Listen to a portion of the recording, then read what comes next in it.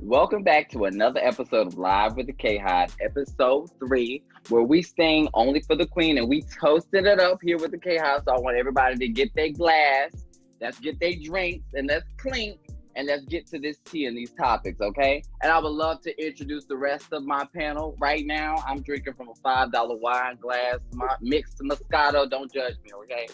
I ain't got my stimulus check yet. So once I get mine and go to the bank and cash my Trump check, then maybe then I'll start drinking Dom Perignon and Grey Goo Goose and some stuff like that.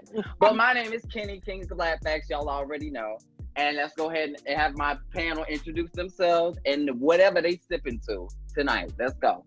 Hey y'all, happy Friday. I'm Reecie, Black Women Views, and I am drinking a big old glass of Pinot Noir because we have a lot to get to today. Mm-hmm. I'm Maya Contreras. I'm having sincere, and I will be sincere when giving some advice tonight on the upcoming election. Yo, it's Drew Comments, aka SJS, back in the world once again. KHive, stay live for this night or the daytime. Aggie Pride's in the day out. You already know what it is. We sipping on strawberry lemonade mixed with that vodka. And we keep it real. You feel me? And last but not least, y'all know it's your girl, Sydney A, aka not the Sydney A, aka the Slayer on Twitter. And today I am drinking, we're going to get a little loose with the goose here. I got a little goose, I got a little Red Bull, and some pineapple. I'm taking it back to my college days, y'all. Red Cup series. Let's do this. All right. All right, okay. Yeah. Somebody got the goose. Okay. Better act like you know. All right, so today's topic that we're going to be talking about is going to be delivering the votes. And the other topic is allyship, and then reclaiming the progressive mantle. Woo! Hello. Talk about it. I'm ready to go. I can start off. It's you. Okay, great. Well, I'm very excited to talk about this subject tonight because this all started with a tweet this week from an election forecaster and a political analyst. Her name is Rachel Bitterkofer. And she sent out this tweet. It was an answer to something, right? And I happened to catch it, and it said, "That's an A+ running mate choice." She was talking about Kamala Harris. And one of the reasons I was so excited about that is because Rachel Bitterkofer is one of the premier election forecasters right now and political analysts that we have. I love her attitude. It's incredibly sassy. She's incredibly sure of herself. I love to see it because she calls out Nate Silver. She calls out a lot of weaker forecasters that she believes aren't running a stronger model in the way that she is. She is looking at our very hyper partisanship, our massive political divide, and this is where she starts her political forecast. She's looking at the fact that how we used to model elections doesn't really exist in the same way anymore, especially with Democrats. I'm going to just talk from the Democratic perspective for a moment. When they used to do modeling, it used to be off this idea that you could persuade voters. And you can see that in 2016. You would see a lot of the time the talking points were, how are we going to win over Bernie Sanders supporters? How are we going to win over Trump supporters? Well, Rachel Bitterkofer would say that's flawed. That there is no reason to do that. In a hyper-partisan landscape, people are staying on the sides that they want. So that's how she's modeling it. And what she said, and I love this, she said that a vice presidential pick is going to be extremely crucial right now. She said, and I quote, "If I were running the Democratic campaigns, I would want to make sure that African-American turnout and young people turnout was as high as possible. So I would make sure that vice presidential candidate was young, dynamic, and racially diverse." Let's go. So this is one of the reasons why she said that Kamala was an A+ candidate. I mean, that's as good as it gets.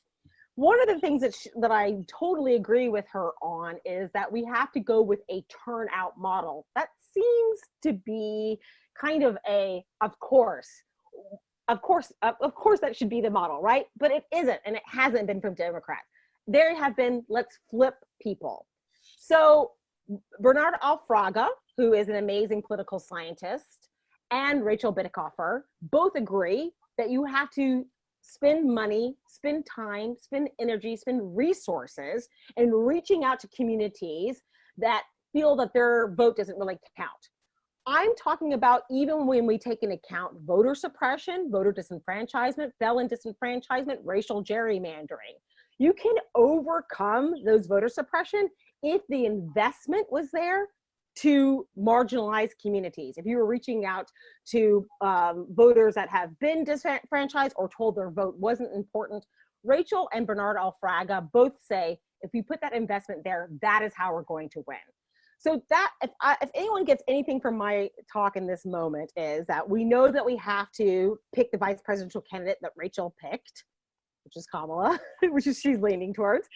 We also know that we have every chance of winning, and this is exciting. Her forecast right now says we have a chance of winning the Senate as Democrats.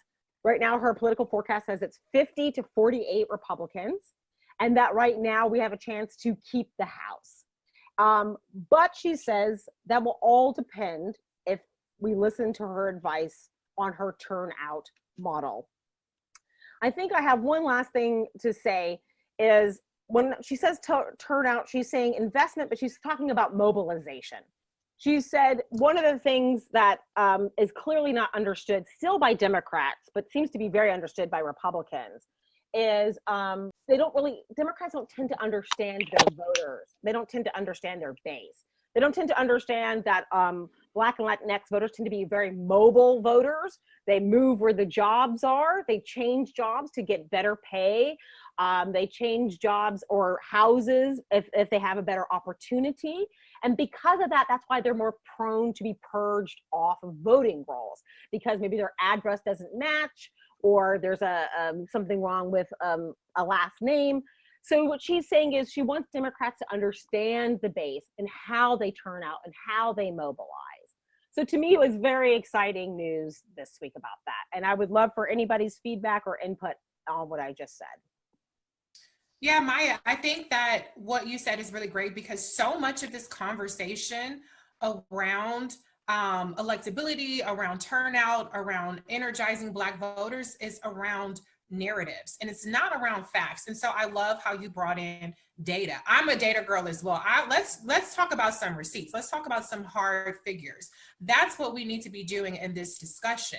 And so I want to come bring my own receipts when we talk about Kamala Harris, because she really gets shortchanged in the narratives that we have around electability, that we have around the ability to win.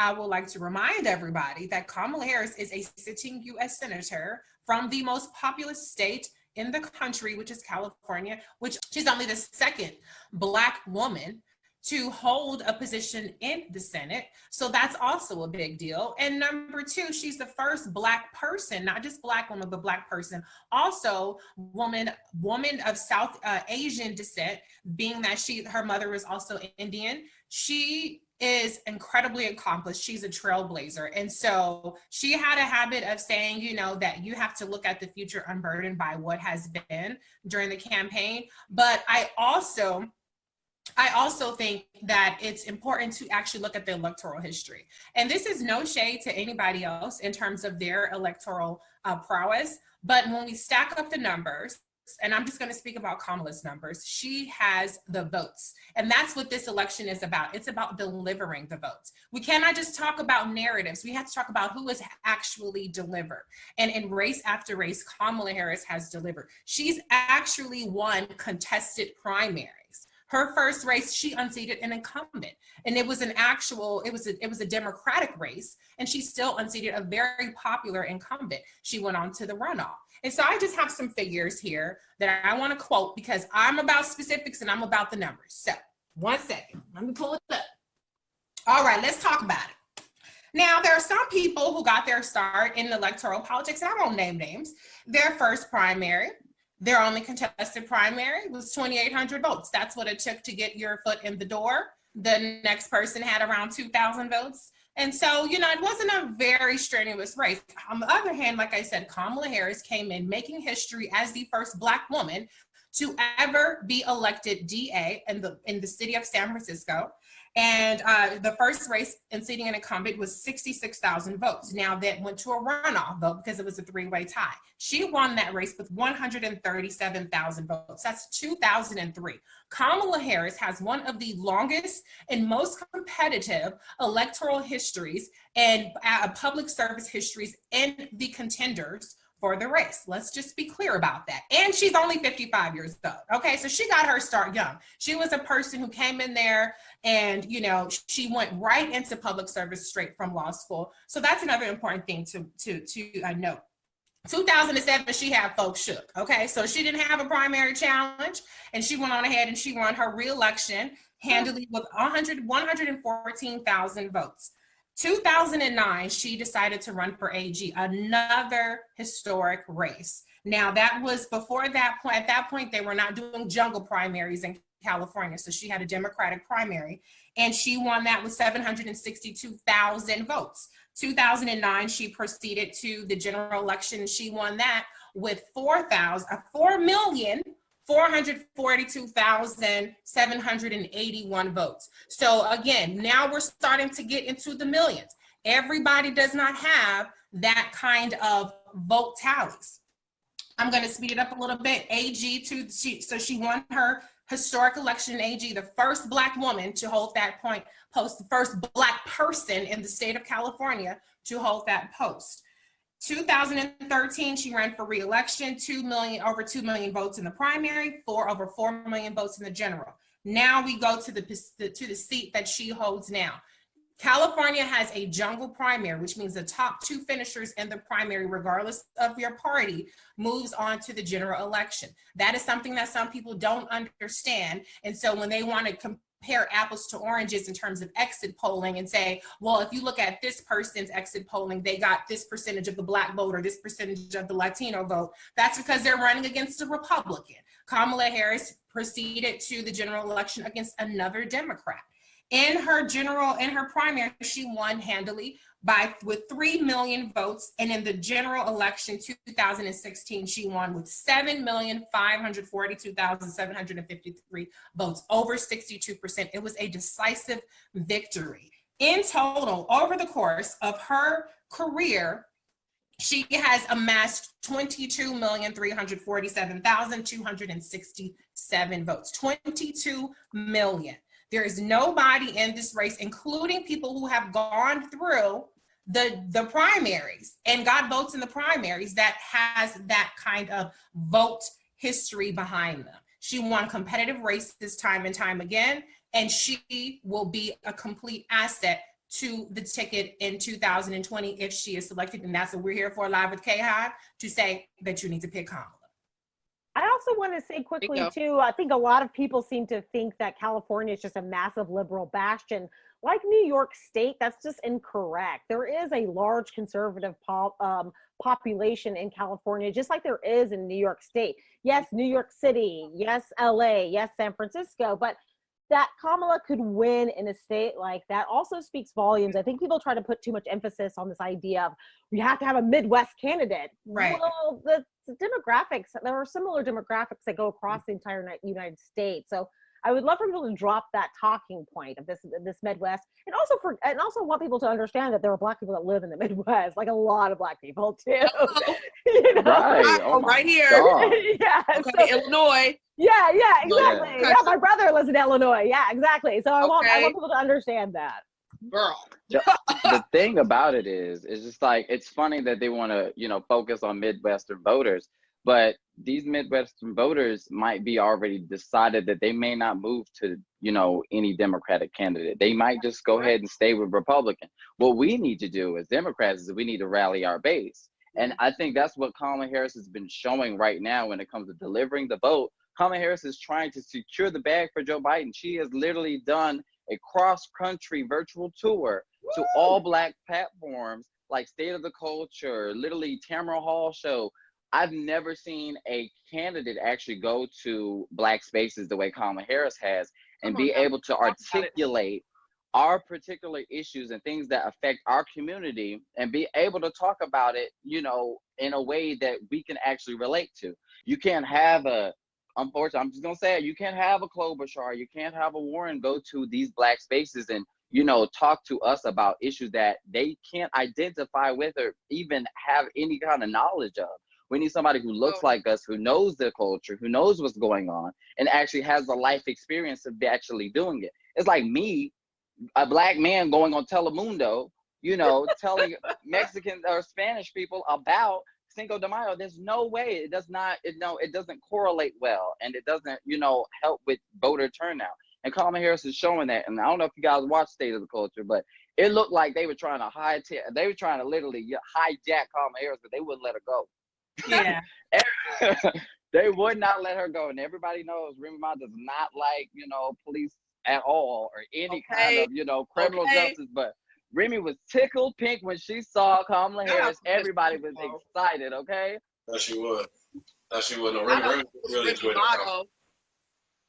No, Remy really enjoyed that conversation. You could tell she was actually able to talk to somebody who could actually hear her and understand her, and not sit there from this outside world, someone who knows the experiences and stuff. So to see that kind of reception that she got from that, then of course, you know, her soror Ebony was on there, you know what I'm saying, with her actual Anelia on, just making sure she represented. And so it's actually interesting dynamic. And again, like you said, her being able to stick and move in those spaces for us, by us. We might have changed the name from Kamala to Fubu, but you know what I'm saying? Maybe not do that.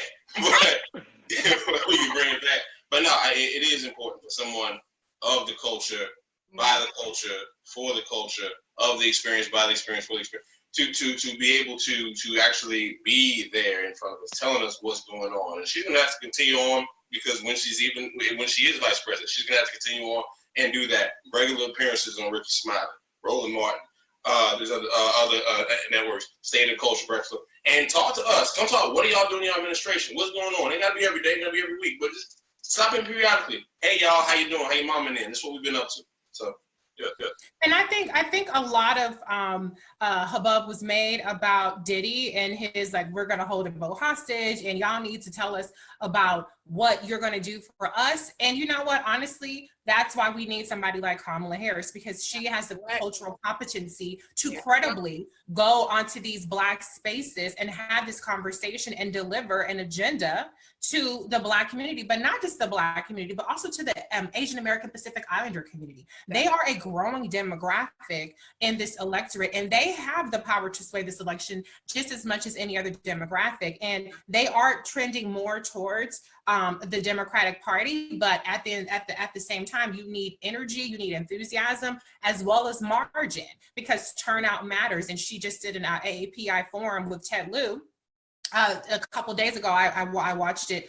And, you know, Kamala Harris has that background as well. So the diversity in her background, the cultural competency that she has, not just with the Black community, which is obviously important to us as Black people, but also with the AAPI community, also with the Latino community. California has a plurality. There's no majority race, but the plurality, the largest plurality is Latino people, Latinx people in the state of California. So she has that history, that cultural competency. She can, like I said, credibly move in these spaces. And that is going to be very critical when you're going to have a mostly virtual campaign, and you're going to have to go to where the folks are. You're not going to be able to hold rallies and have everybody come to you. You're going to have to go to the people that you need to vote. And that is so much more important than on paper, this whole notion that white is right, and you get a white woman and that gives you the Midwest votes. Forget about the Black votes, because they are already with Joe. You cannot take it for granted. And whether people agree with Diddy or not, I think he's sending a warning shot. And the Democratic Party would be wise to heed that. And Kamala Harris showed time and time again that she can go into these spaces. And when she's in those spaces, as Kenny and Drew, you pointed out, she is very well received, and she can communicate. And even if people might have thought, I don't know how I really feel about this Kamala person, there is not a time where they leave a discussion or an interview with her and they don't feel like, you know what, she gets it. And that matters. Exactly. I don't disagree with you at all. And we've already seen the receipts, especially, I think it was Uncle Luke felt the same type of way. And that Ooh, let's completely talk about it. turned. He's out here calling, trying to get all his buddies. He even did a barbershop, almost a quartet, almost ready to talk about advocacy for Kamala Harris. Okay, but we already know about that. Shout out to him. So yes, and since we Ooh. already know that Kamala Harris is literally an ally when it comes to intersectionality, we need to go ahead and move on to allyship. So we're gonna go ahead and start with you, Sydney. Go ahead, let us know. Yeah, absolutely. And you know what? Yeah, absolutely. Thank you, Kenny. I definitely appreciate you shooting that topic over to me now. And what I wanted to really discuss today, again, is, you know, Kamala Harris's advocacy, not just within her community, but outside of her community. The one thing that Kamala Harris has actually done during her time, you know, as senator is really set the example for what a true ally really looks like. We talk a lot about her personal identity as a Black woman, also as an Asian woman, but what we really don't discuss in great detail is her ability to, you know, work across the aisle. And bring people into her coalition that may not have, you know, people that may have been on the outside, on the outskirts, who may not have felt like they had representation before. Kamala Harris is able to get down to their level, and she's able to pull in that pool of people who may not have felt like they were represented by a candidate in the past. And one of the ways that Kamala, you know, that stuck out to me in particular was her work with unions. And what really stuck out to me is that, you know, Kamala really believes in, you know, equity and justice for all. You know, when we talk about, you know, Kamala Harris being for the people, we truly, that's something that she truly stands by. That's not just a campaign slogan. That's not just something to put on a bumper sticker. Kamala really, you know, when she says these things, she really tries to back it up with her work.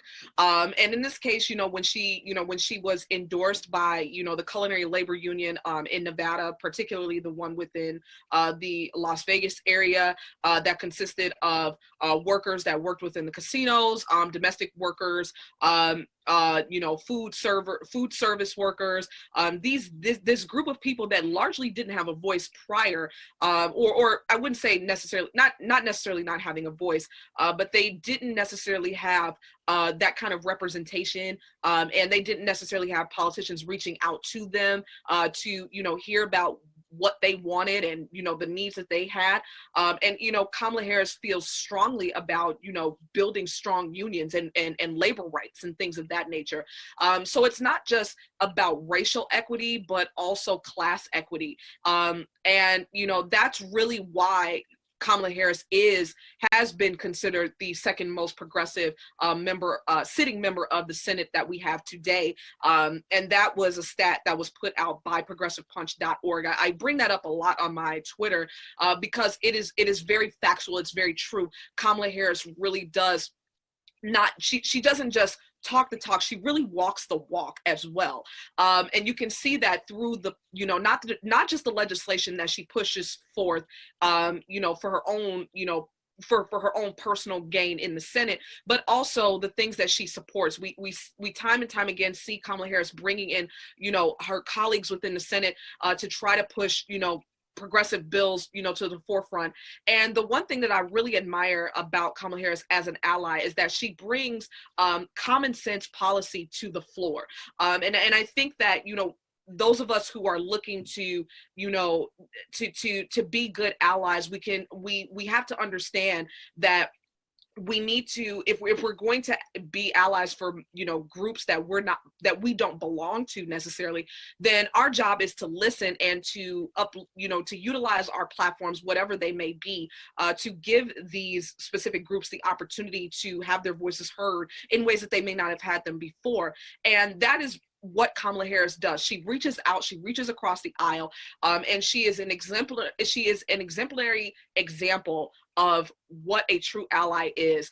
We're talking, bills that that enforce that enforce racial equity for Black Americans, Asian Americans, bills that address hate crimes and disparities within different class groups, the working class Americans, blue collar Americans. Kamala Harris, as AG, effectively ended the gay panic defense, which was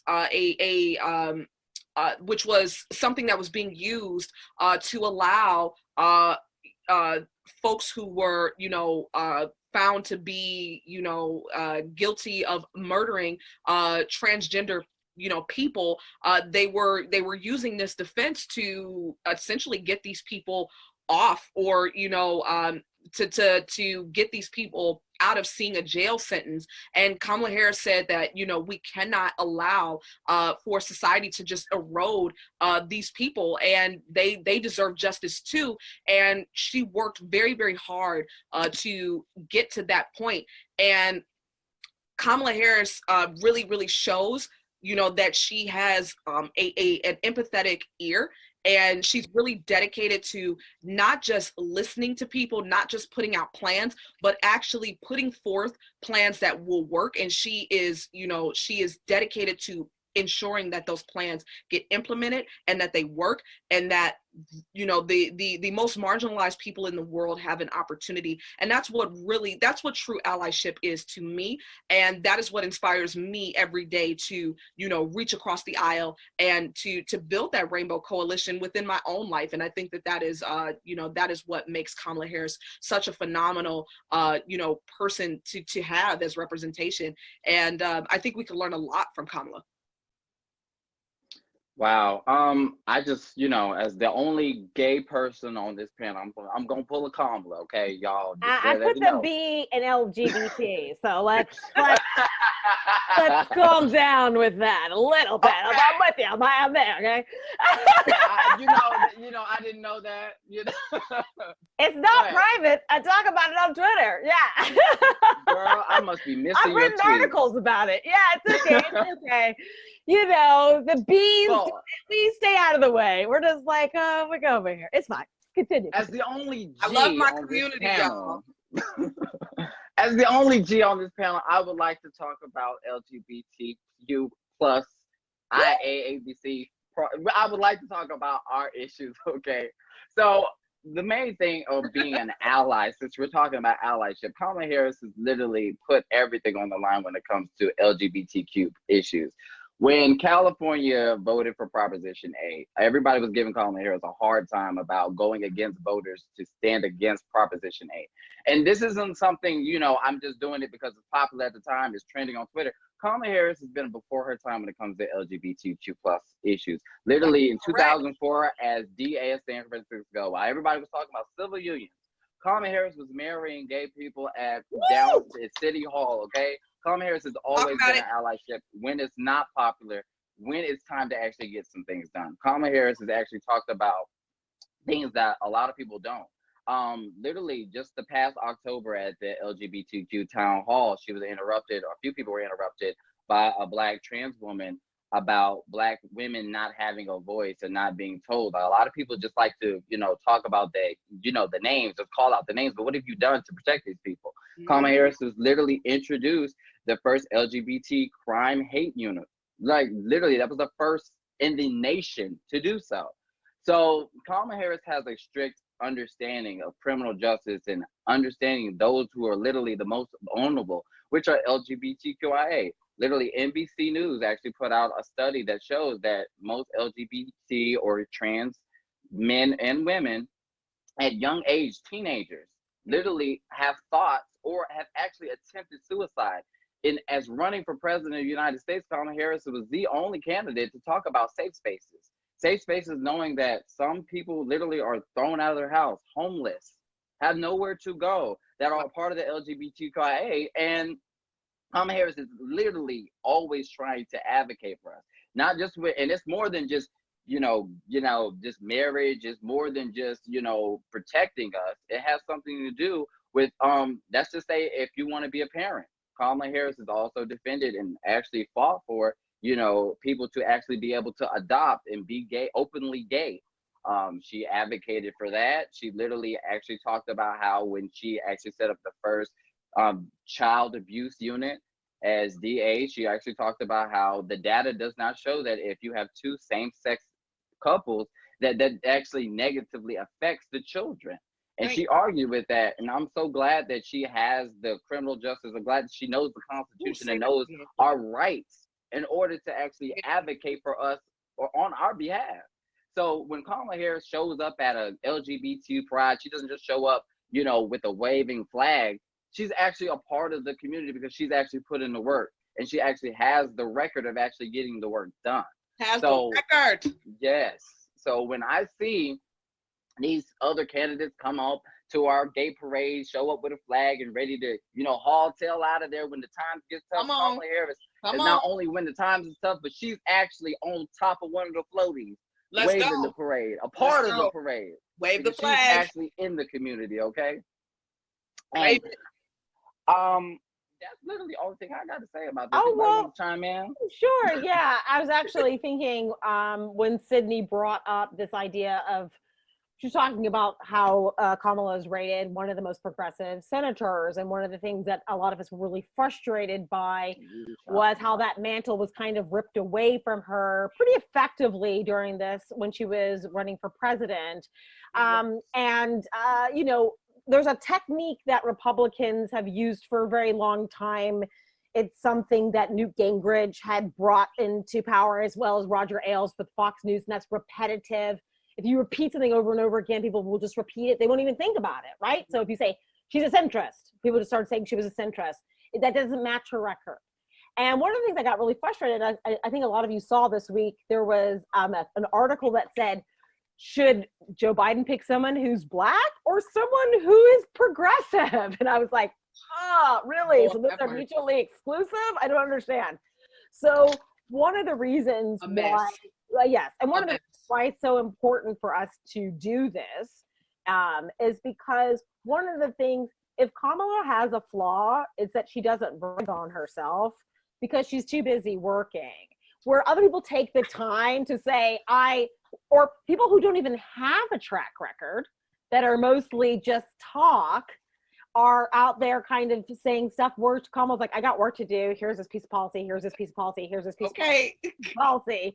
And all of them incredibly progressive, but something that is not only on the road to building equity and equality, but things that are meant, and I said this before, that are meant to be built up into larger, unbreakable policies. That is correct. So one of the things that I hope that we can accomplish is that people can see that this mantle of taking away this idea that she's not progressive enough, or and I'm just going to say this about Elizabeth Warren, I'm not trying to hate on Elizabeth Warren, but how did a woman go from being a registered Republican to being called the most progressive thing since, I don't know, sliced bread, but Kamala all of a sudden is not, when Kamala was already way ahead of her on LGBT issues, when she was ahead of her on Black issues, on Latinx issues, on all these issues.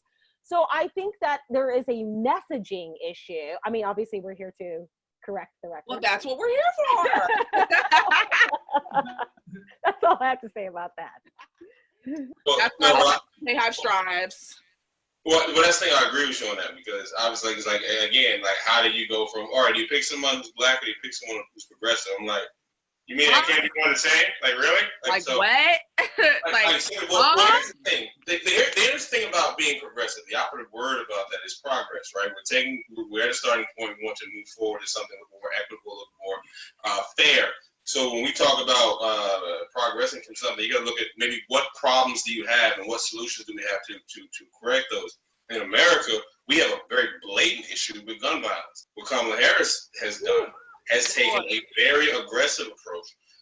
When she was running for president, she made a very aggressive approach with addressing the gun violence issue. 2017, matter of fact, it was 40,000 people had died from gun violence just in the year 2017. 40,000. Other developed countries don't have that much in a decade. We did it in a year. You know what I'm saying? Like, so it's not, she looks at that, and this maybe is a tribute to her time as a prosecutor, but again, her progress through her career has led her to this progressive mindset. Again, you can't just get up there and start walking on. You put in the work. Have you grown? Have you had the experience? She had. So when it came to the gun violence thing, she had the idea that, well, maybe if we mandate near universal background checks requiring anyone who sells 5 or more guns a year, that has to be required for them to actually go through that. You have to then maybe revoke the licenses of gun manufacturers who break the law, including negligence laws and unfair trade practices, and then take them to court if need be. Because again, we got to make sure, okay, how are people getting guns? Every gun that you see in gun violence is not something that's done illegally. These are actually legally bought firearms, some stolen or what have you, but they are legally bought and detained. So who's giving these people up the guns? It's like 5 gun manufacturers responsible. It's a very low number. It's not a vast number of those happening. She said, well, we can take the license of them if that's the case. Even on that period, she was like, well, we can go ahead and reverse Trump's a prohibition, matter of fact, or Trump's policy where he said it allows thousands of fugitives with outstanding arrest warrants to buy guns. How stupid is that? I'm sorry. Is that hard? It's the vodka, my fault. But listen, that's dumb. If you got an outstanding violent record, you ain't got no business with no gun. I'm gonna tell you like that. Really? You know what I'm saying? There's also she wanted to make sure she wanted to close the boyfriend loophole to prevent dating partners convicted of domestic violence from purchasing a gun. If you are a domestic violent person with violent tendencies, going upside your domestic partner, you would have no business with a firearm. I'm sorry. So that makes perfect sense. And also banning the AR-15 style assault weapons from actually being available by normal everyday civilians. This is in keeping with what Joe Biden did back in '94 with the assault weapons ban. So this is why, again, we advocating for Biden-Harris ticket. So this is when I talk about progress, is not being beholden to the NRA, not saying, yeah, well, hey, thoughts and prayers. It's saying, look, this is where I come from, this is what I've grown up in and shit my teeth in, or, and then now this is what we want to do to move us forward. But not just that, the other main problem that we have in America is equal pay. Women are not paid the same amount than men are. As a matter of fact, women are paid 80 cents on the dollar for what men are. And then when you look at the actual demographics, it's even less than that. Specifically as it pertains to women in our community, Black women, 61 cents on the dollar for what men make. So again, that's the problem. How do we progress from that into a solution? This is Kamala Harris. Again, this is what she does.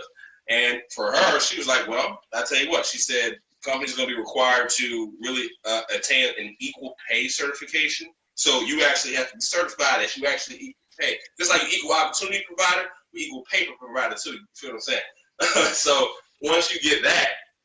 Now, in order to get that certification, companies would have to demonstrate that they have eliminated the pay disparities between women and men who are doing work of equal value. And on top of that, they have to then justify any discrepancies they do have, but it has to be based on real tangible factors like longevity or merit, those sort of things.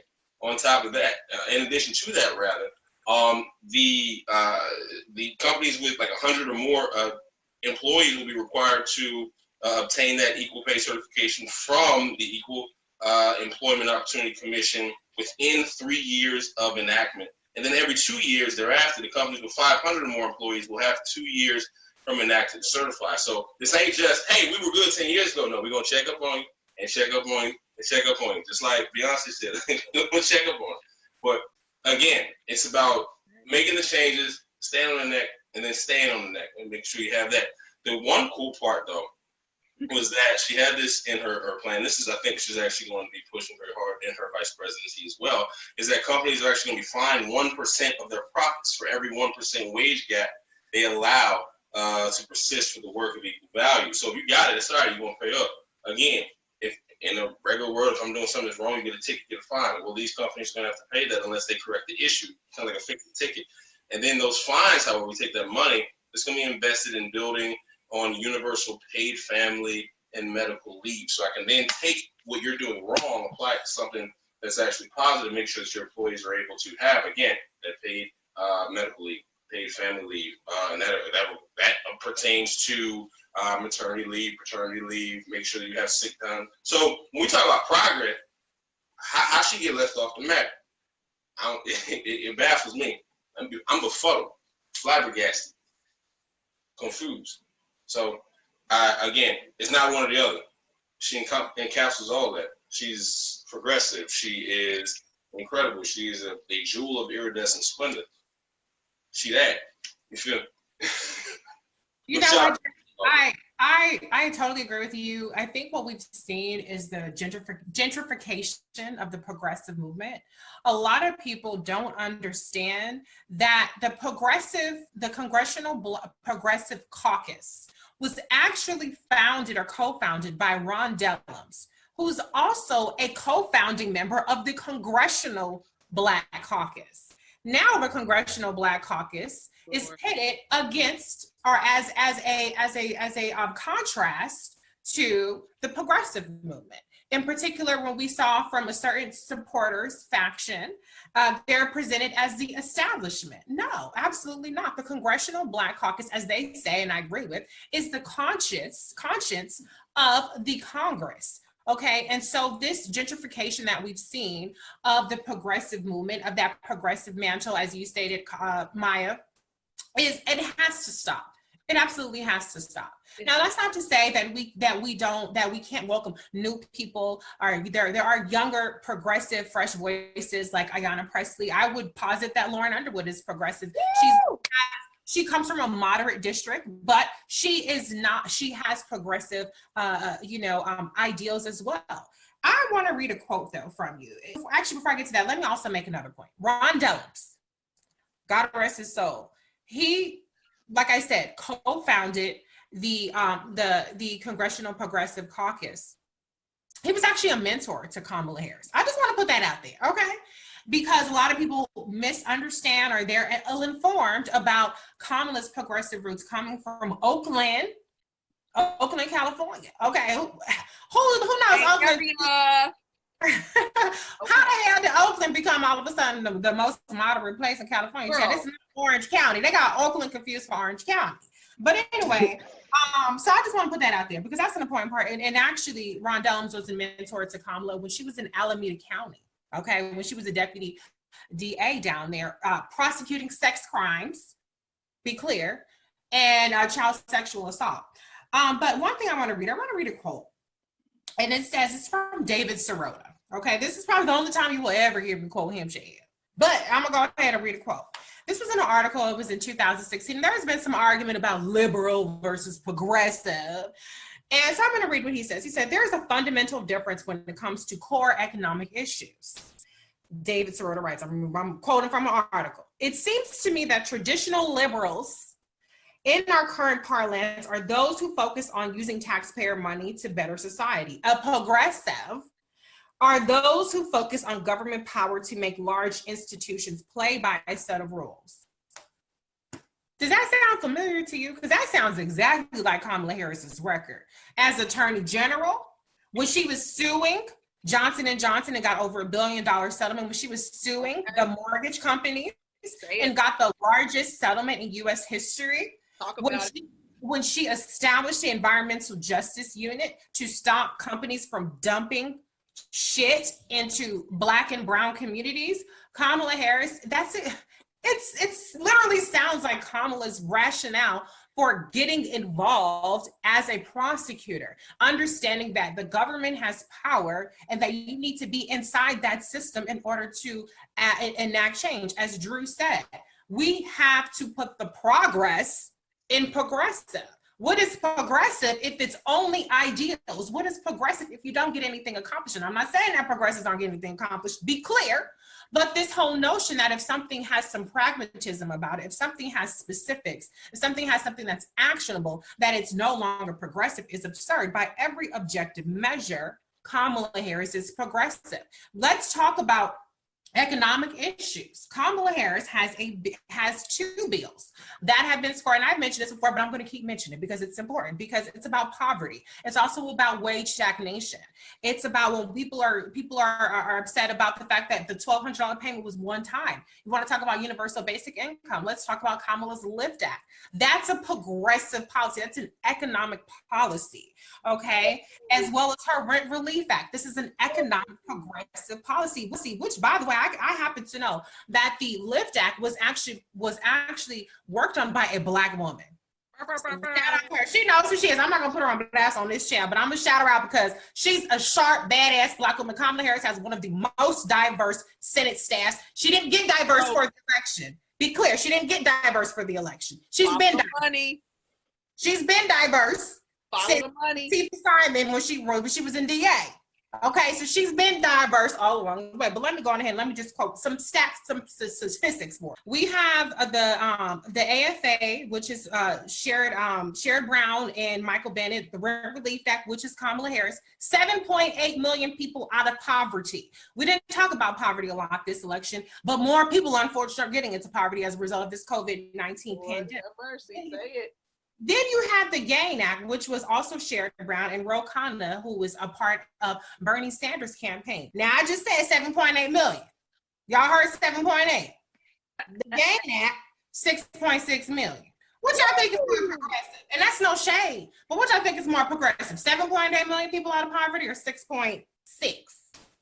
Okay, now let's talk about Cory Booker. Cory Booker did his thing too. He had the Home Act. That was 9.4 million people out of poverty. But Kamala Harris's LIFT Act, so she has two bills that were scored. This is a Vox article. We know Vox does not have a pro-Kamala slant to it at all. Be clear. 9.6 million people out of poverty.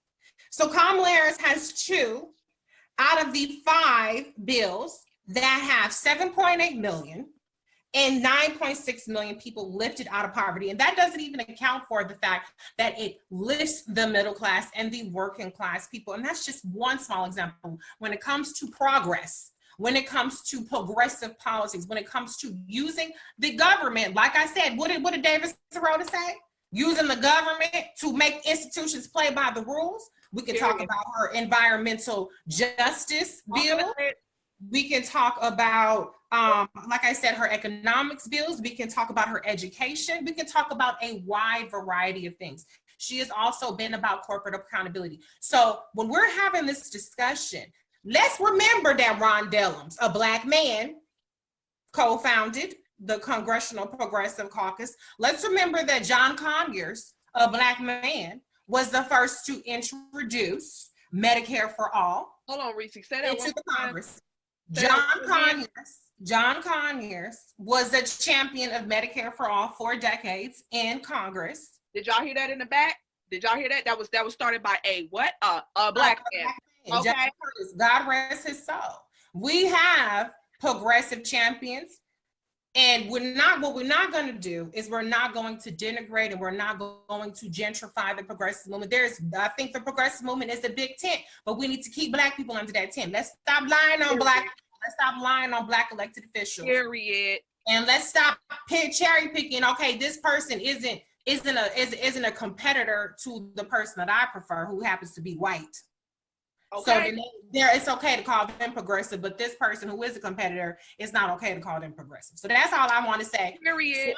Gentrification. Black people have never been in opposition to the progressive movement. Black people have been at the forefront of the progressive movement, and we have receipts to prove it. Yes, and I want to say too, and one of the things that was really frustrating to me during this election was that Dolores Huerta, who is a legendary activist with the Farm Workers Association, and Barbara Lee, both endorsed Kamala Harris. That should have sent out shockwaves to anybody in like Bernie's camp.